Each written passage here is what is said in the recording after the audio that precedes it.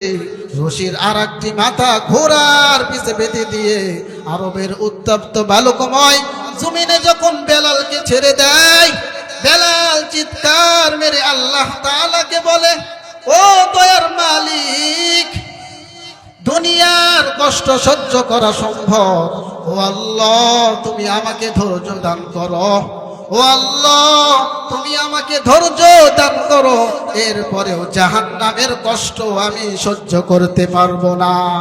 রাস্তার কিনারা দিয়ে আবু বকর সিদ্দিক হেঁটে যায়, বেলালের চিৎকারের আওয়াজ শুনে থমকে দাঁড়িয়ে যায়।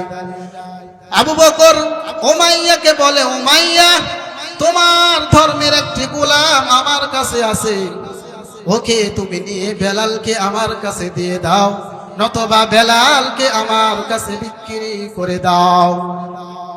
আবু বকর বেলালকে কিনার জন্য রেডি হয়ে গেলে খবরটা পৌঁছে গেলেন মায়ার নবীর কাছে।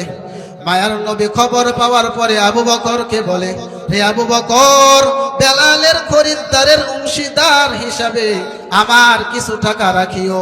কাল কিয়ামতের ময়দানে যদি আল্লাহ তাআলা জিজ্ঞাসা করে বেলালের খরিদ্দার কে ছিল, আমি নবী যেন বলতে পারি, ও আল্লাহ, আমিও বেলালের একজন খরিদ্দার ছিলাম। সুবহানাল্লাহ।